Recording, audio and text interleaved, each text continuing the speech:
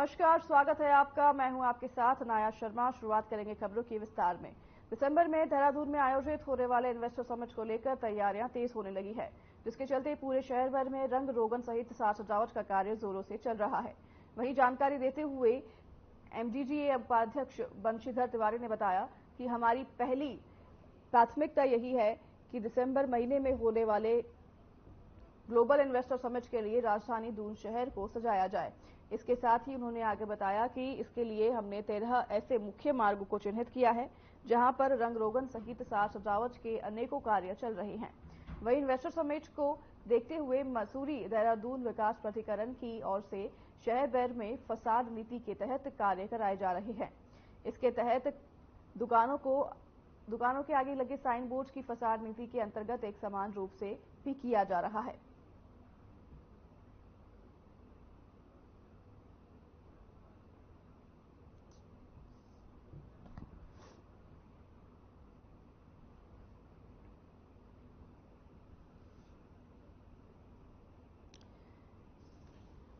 उत्तराखंड में investor summit की तैयारियां जोरों से चल रही है, जिसको लेकर मुख्य मार्गों को चिन्हित किया गया है। वहीं आपको बता दें कि कई दुकानों के आगे भी बोर्ड लगाए गए हैं, साइन बोर्ड्स लगाए गए हैं। वहीं कई मार्गों को भी चिन्हित किया गया है। इन्वेस्टर समिट होने वाले हैं, जिसकी तैयारियां जोरों शोरों से चल रही है। इन्वेस्टर समिट को देखते हुए प्रदेश भर में रंग रोगन के साथ ही साज सजावट का कार्य चल रहा है और मुख्य मार्गों को चिन्हित किया गया है। साज सजावट की जो तैयारियां हैं जोरों से चल रही है प्रदेश भर में, वहीं साथ ही मार्गों को चिन्हित किया गया है। तस्वीरों में आप देख सकते हैं कि प्रदेश भर में रंगारोगन का कार्य अभी जोरों से चल रहा है। दुकानों पर लगे बोर्ड्स को भी सजाया गया है। देश में हर जगह पर रंग रोगन के साथ साज सजावट का काम जोरों से चल रहा है।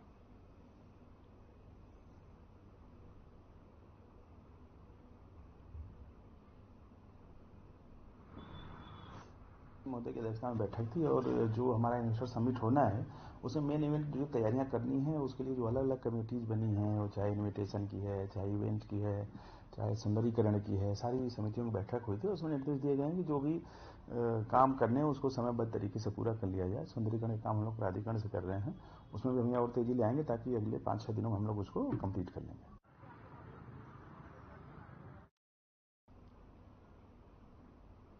कानपुर विधानसभा के निर्दलीय विधायक उमेश कुमार हरिद्वार लोकसभा सीट से चुनाव की तैयारियों में जुटे हुए हैं।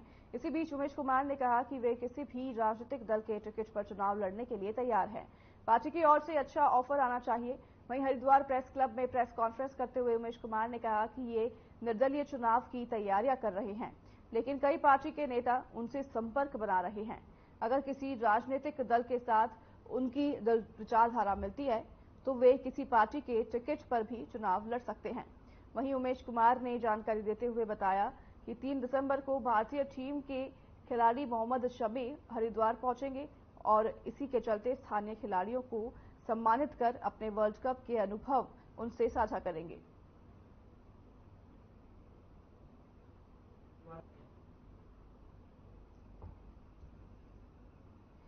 उमेश कुमार तैयारियों में जुटे हैं। आपको बता दें कि निर्दलीय चुनाव की तैयारियां कर रहे हैं, चुनाव लड़ सकते हैं। वहीं उन्होंने जानकारी देते हुए बताया है कि कई पार्टियां उनसे संपर्क कर रही है और उन्होंने आगे कहा है कि जिस भी पार्टी के साथ उनकी विचारधारा मिलती है उसी पार्टी के साथ वो चुनाव लड़ सकते हैं।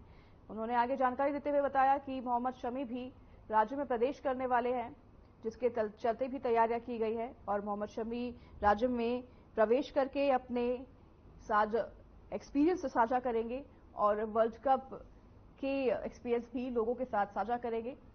वहीं आपको बता दें कि लोकसभा चुनाव होने वाले हैं, जिसकी तैयारियों में उमेश कुमार जुटे हुए हैं और उन्होंने जानकारी देते हुए बताया कि वह किसी भी पार्टी से चुनाव लड़ सकते हैं।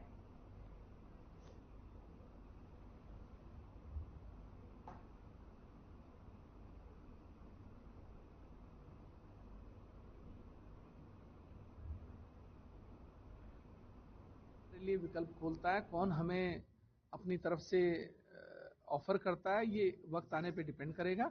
हमारी आइडियोलॉजी बिल्कुल क्लियर है। जो हमारे हरिद्वार जनपद के विकास की बात करेगा, हमारे मुद्दों पर सहमति जताएगा, हम उससे जुड़ेंगे।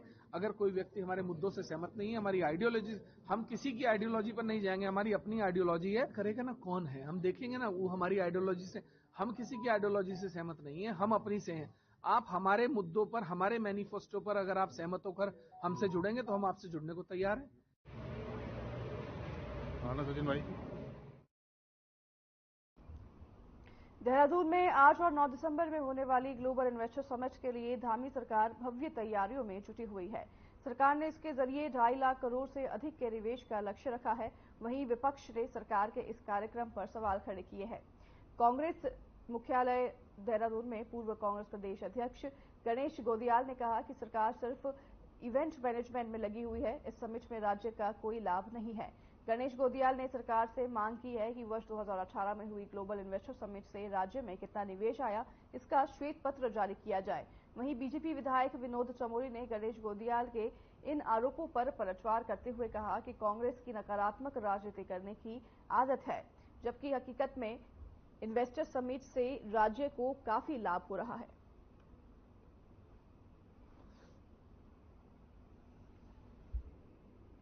8 और 9 दिसंबर को समिट होने वाला है। इस इन्वेस्टर समिट की भव्य तैयारियां उत्तराखंड में की जा रही है। वहीं आपको बता दें कि इस भव्य तैयारियों में सरकार जुटी हुई है। इन्वेस्टर समिट होता है हर साल और इस साल 8 और 9 दिसंबर को होने वाला है, जिसको लेकर सरकार तैयारियों में जुटी है। इसी पर अब सियासी जो है छिड़ गई है और वार पलटवार का दौर भी शुरू हो चुका है।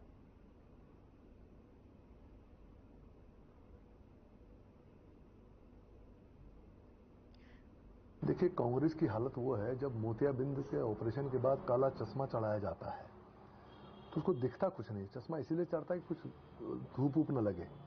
तो कांग्रेस की हालत वही हो गई है। त्रिवेंद्र जी के राज में 40,000 करोड़ का यहां पर निवेश आया है। 1.25 लाख करोड़ के लगभग हमारे वहां पर एमओयू हुए थे। कोरोना आ गया था। 1.25 लाख करोड़ में अगर 40,000 करोड़ का निवेश यहां पर हुआ है तो क्या कांग्रेस को पच नहीं रहा है क्या? आज हम 2.5 लाख करोड़ का एमओयू करने जा रहे हैं लगभग। मैं कहता हूं 1 लाख करोड़ भी हमको टर्नअप होता है, हमारे यहाँ निवेश होता है, तो क्या छोटी उपलब्धि है क्या? इन्वेस्टर समिट में तो मैं मुख्यमंत्री जी से ये पूछना चाहता हूं कि 4 साल पहले जो इन्वेस्टर समिट हुई थी उसका खर्चा वसूल हुआ कि नहीं हुआ, ये पूछना चाहता हूं। ये कुछ नहीं, ये इवेंट बनाते हैं, ये लोगों की आंखों में धूल झोंकने का काम करते हैं और इसके अलावा कुछ नहीं। आपको याद दिला दूं, उस समय जो इन्वेस्टर समिट हुई थी उसमें जो सबसे बड़ी उम्मीद की किरण थी वो थे मुकेश अंबानी। और मुकेश अंबानी ने यहां पर अनुपस्थित होकर, मतलब उस समिट में आए भी नहीं, और ये कह दिया था, याद होगा आपको, ये कह दिया था कि उत्तराखंड में मैं जियो की जो पूरे लाइनें बिछा रहा हूं वही मेरा बहुत बड़ा योगदान है। पत्रकार भाइयों का अभिनंदन। अंतर्राष्ट्रीय हिंदू परिषद के अध्यक्ष प्रवीण तोगड़िया ने केंद्र सरकार से राम मंदिर निर्माण के लिए आंदोलन करने वाले नेताओं को राष्ट्रीय सम्मान देने की मांग की है। हरिद्वार के स्वामीनारायण आश्रम में प्रेस कॉन्फ्रेंस कर प्रवीण तोगड़िया ने कहा कि अशोक सिंघल, बाला साहब ठाकरे और महंत अवेदनाथ जैसे बड़े नेताओं ने अयोध्या राम मंदिर आंदोलन का नेतृत्व किया था और कोठारी बंधुओं ने अपने प्राण तक न्यौछावर किए हैं। इसी के लिए उन्होंने मांग की है कि राम मंदिर आंदोलन का नेतृत्व करने वाले नेताओं को भारत रत्न और प्राण न्यौछावर करने वालों को पद्म भूषण जैसे सम्मान मिलना चाहिए।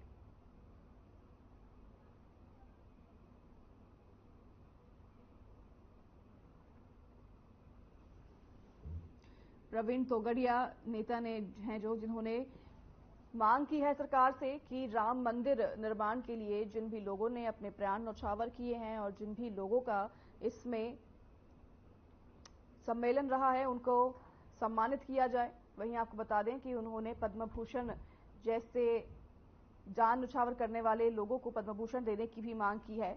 उन्होंने बाला साहब ठाकरे का भी जिक्र करते हुए कहा है कि उनको भी सम्मानित किया जाना चाहिए। प्रेस कॉन्फ्रेंस कर ये जानकारी दी है। आपको बता दें कि तोगड़िया ने राम मंदिर में जिन लोगों ने अपने जान न्यौछावर किए हैं और जिन लोगों का सहयोग रहा है राम मंदिर की इस लड़ाई में, उनको सम्मानित करने की मांग सरकार से की है। सम्मेलन में उन्होंने ये बात कही है और उन्होंने सरकार से मांग करते हुए कहा है कि पद्म भूषण उन लोगों को दिया जाए जिन लोगों ने राम मंदिर के निर्माण में अपने जान न्यौछावर किए हैं।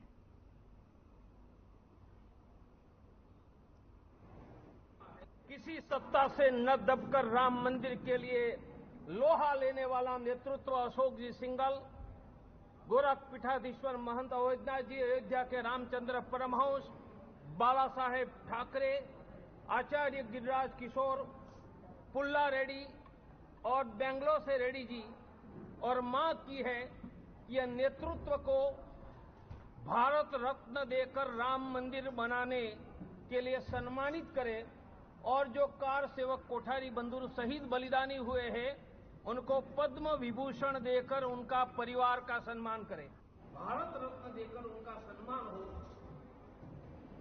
और 89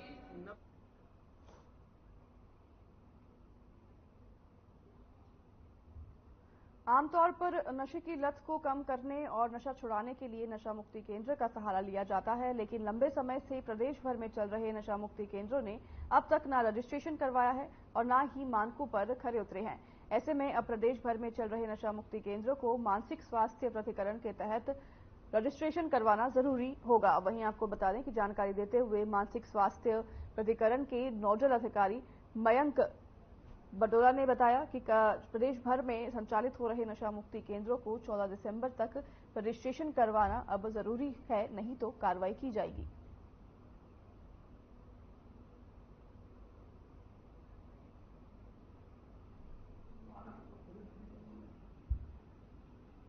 नशा मुक्ति आयोजन के तहत अब सभी को रजिस्ट्रेशन प्रक्रिया जो है करवाना अनिवार्य होगा। आपको बता दें कि ये अभी तक रजिस्ट्रेशन करवाना जरूरी था, लेकिन अब इसको अनिवार्य कर दिया गया है। अब जो भी रजिस्ट्रेशन नहीं करवाएगा उस पर कड़ी कार्रवाई की जाएगी। नोडल अधिकारी ने यह जानकारी देते हुए बताया कि अब हर केंद्र को रजिस्ट्रेशन करना जरूरी होगा और जो भी नशा मुक्ति केंद्र इस पर रजिस्ट्रेशन नहीं करता है उसके ऊपर कड़ी कार्रवाई की जाएगी। जानकारी देते हुए नोडल अधिकारी ने प्रेस कॉन्फ्रेंस कर यह जानकारी दी है कि अब हर किसी को नशा मुक्ति केंद्र में रजिस्ट्रेशन करवाना होगा और रजिस्ट्रेशन नहीं करवाने पर कड़ी कार्रवाई की जाएगी। ये अपेक्षा है प्रत्येक व्यक्ति से कि जिनके यहाँ भी मानसिक रूप से विक्षिप्त कोई व्यक्ति हो, नशे से ग्रसित कोई व्यक्ति हो, तो ऐसे लोग उन्हीं सेंटर्स में जाएं जो कि हमारे सरकार द्वारा मान्यता प्राप्त हो। वर्तमान में मान्यता देने का प्रयास किया जा रहा है। हमने 14 दिसंबर जो है लास्ट डेट डिक्लेयर करी है, जिस दिन तक समस्त मानसिक स्वास्थ्य केंद्र, चाहे वो प्राइवेट सेक्टर में हो, गवर्नमेंट सेक्टर में हो, समस्त नशा मुक्ति केंद्र, रिहैबिलिटेशन सेंटर, क्वार्टर वे होम, हाफ वे होम, ये अलग अलग तरह के सेंटर्स हैं जहां पे व्यक्ति को रखा जाता है, संरक्षण में रखा जाता है।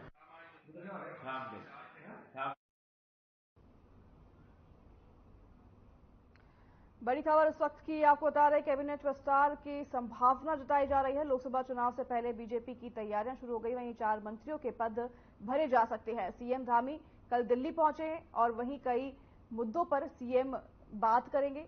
आपको इस वक्त की बड़ी खबर बता रहे हैं, हाईकमान से सीएम बात भी कर सकते हैं।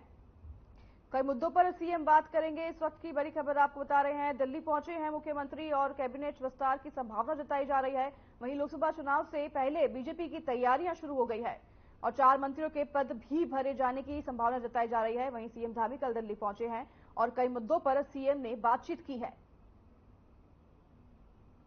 कैबिनेट विस्तार की संभावना, देहरादून से इस वक्त की बड़ी खबर बता रहे हैं, लोकसभा चुनाव से पहले बीजेपी की तैयारियां जोरों से चल रही है। वहीं 4 मंत्रियों के पद भरे जाने की संभावना जताई जा रही है। वहीं सीएम धामी कल दिल्ली पहुंचे हैं और कई मुद्दों पर सीएम बात करेंगे।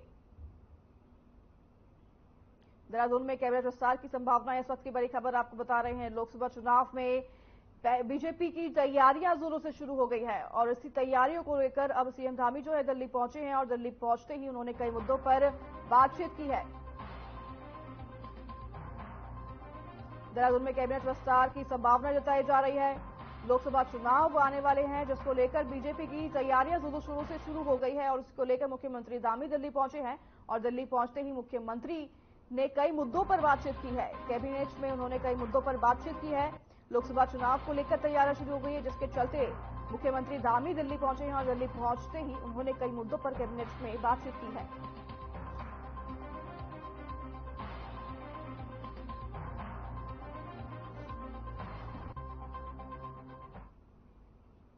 चलिए आगे बढ़ेंगे अब खबरों में। कई बार फिर काशीपुर मेयर चर्चाओं में बनी हुई है और यह चर्चाएं शहर में मेयर की लगी होर्डिंग की वजह से है। इस बात को बता दें कि होर्डिंग पर लिखा टाइटल की वजह से चर्चाओं में है इस बार, और मेयर का कार्यकाल खत्म होने की वजह से।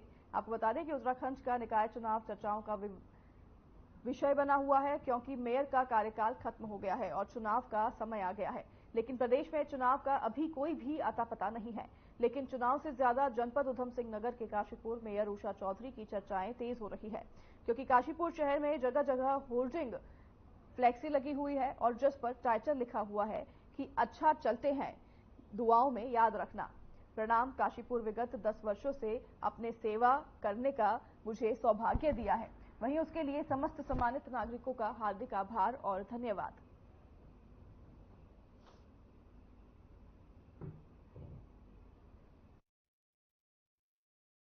की भावनाओं को, उनके दर्द को भी एक दिखाते हुए ये ऐसा लगता है, मैं जहाँ तक समझता हूँ कि उनकी भावनाओं को, उनके दर्द को एक ये बोर्ड के माध्यम से उन्होंने दर्शाया है, आम जनता के सामने रखा है। क्योंकि 10 वर्ष से वो बराबर मेयर पद पर भाजपा की ओर से निर्वाचित होती रही हैं और 3 इंजन की सरकार थी। उसके बावजूद जिस जनता ने उनको पहले भी 5 साल दिए, फिर दोबारा 5 साल दिए, अब पहले 5 साल में उनके अच्छे कार्यों को देखते हुए 5 साल अगले 5 साल दिए। अब की बार की व्यवस्थाओं में सड़कों की दुर्दशाएं हैं और अन्य भी जो निगम के द्वारा कार्य किए जाते हैं उसमें दुर्दशाएं रही हैं। टिकट वो गवाते हुए दिख रही हैं, वो तो साफ झलक रहा है, क्योंकि उन्होंने सीधे अपनी हार स्वीकार कर ली है कि मैंने संन्यास ले लिया। ऐसा ये दिखाता है कि हमें दुआओं में याद रखना। इसका मतलब साफ है कि कहीं ना कहीं वो हार मान चुकी हैं और संन्यास ले चुकी हैं। और दर्द उनका इससे साफ ही झलक रहा है। उत्तराखंड डिप्लोमा इंजीनियर्स महासंघ के बैनर तले धरना प्रदर्शन किया गया। आपको बता दें कि इंजीनियर्स का कहना है कि सरकार के अंदर आने वाले सभी विभागों के इंजीनियर्स अब धरने पर बैठ गए हैं, क्योंकि 2015 से हमारी मांगे चली आ रही है जो अब समस्या बन चुकी है। वहीं उत्तराखंड डिप्लोमा इंजीनियर्स महासंघ के मंडल सचिव इंजीनियर धर्मेंद्र सिंह ने जानकारी देते हुए बताया कि 54 बी ग्रेड को पार किए हुए लंबा समय बीत चुका है। इसके बाद भी सरकार की ओर से सम्मानित पद नहीं दिया गया है।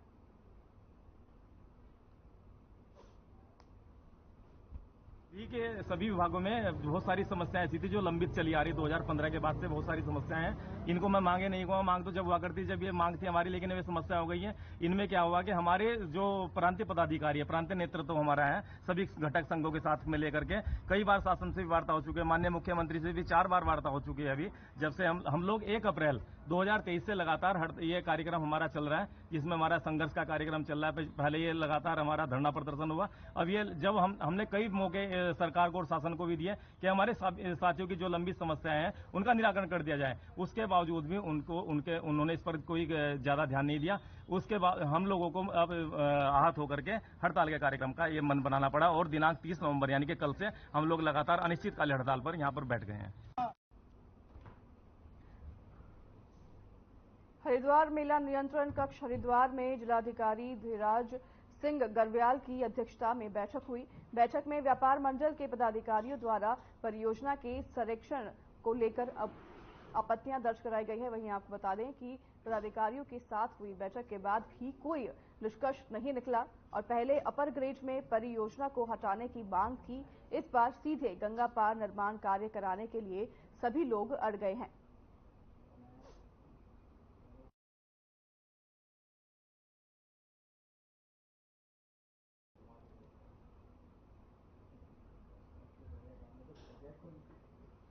उत्तराखंड के राज्यपाल गुरमीत सिंह ऋषिकेश एम्स पहुंचे और श्रमिकों से बातचीत की। गुरमीत सिंह ने कहा कि सलक्यारा सुरंग से निकले सभी श्रमिक स्वस्थ हैं। वहीं सभी श्रमिकों ने मानव की सबक सिखाया है कि मुश्किल वक्त में कैसे एकजुट से रहा जा सकता है। इसके चलते चैलेंज ने राष्ट्र को एकजुट किया है और साथ ही तालमेल कर श्रमिकों के साथ साथ देश के सभी लोगों को उन्होंने एकजुट किया है। उन्होंने कहा कि ऐतिहासिक रहा जिस पर उन्होंने देश का प्रधानमंत्री नरेंद्र मोदी और राज्य के मुख्यमंत्री पुष्कर सिंह धामी का आभार भी व्यक्त किया।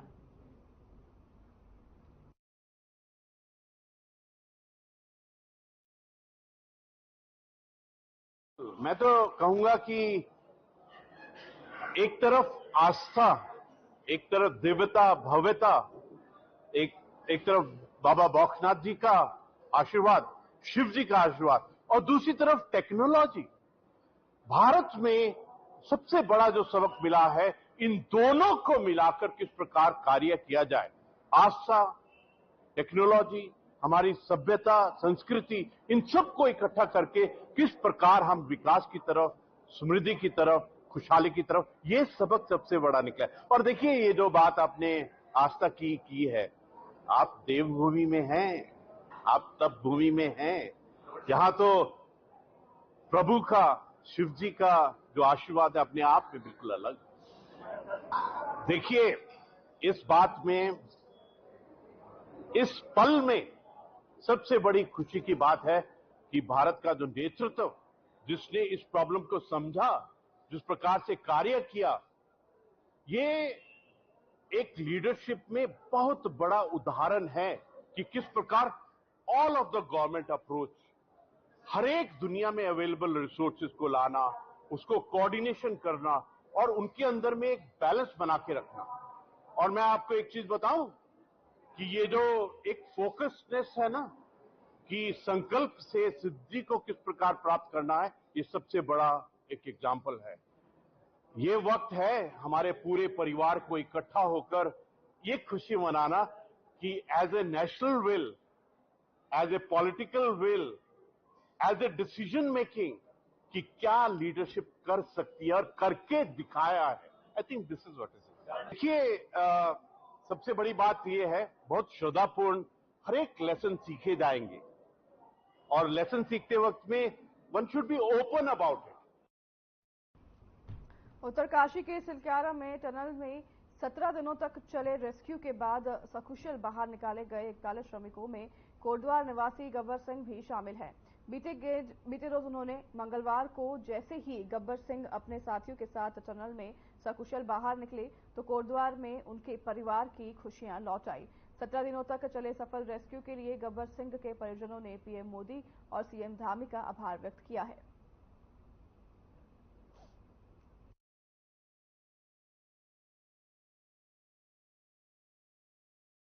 सरकार ने बहुत मदद की उनकी बहुत वो लिए उनकी कि कैसे अंदर, बहुत देखा उनको कि अंदर उनको जानकारी पूरी ली, तो उनको सहयोग दिया, उन्होंने बहुत हिम्मत दी, उन्होंने बोला कि हम तुम्हारे साथ हैं, और उनको जल्दी से जल्दी बाहर निकाल दिया उन्होंने।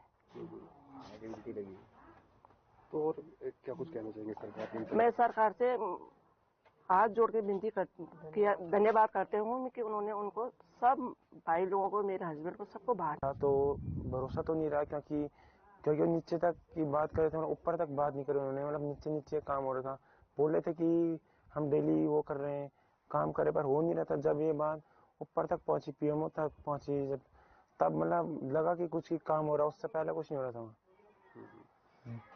तो सरकार के प्रयासों को क्या कुछ सराहना आप लोग करेंगे? क्या कुछ सरकार का थैंकफुल आप लोग कर रहे हैं? सरकार तो हमारे प्राइम मिनिस्टर हैं नरेंद्र सिंह मोदी, उनके वैसे सब कुछ हुआ, टाइम लगा, 17 दिन लगे, पर सब कुछ बाहर आ चुके हैं।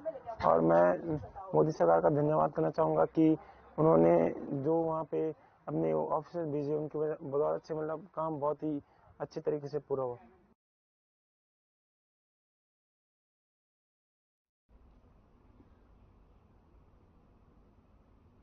तो फिलहाल इस बुलेटिन में हमारे साथ बस इतना ही। मैं नाया शर्मा अब आपसे लूंगी विदा, मुझे दीजिए इजाजत, नमस्कार।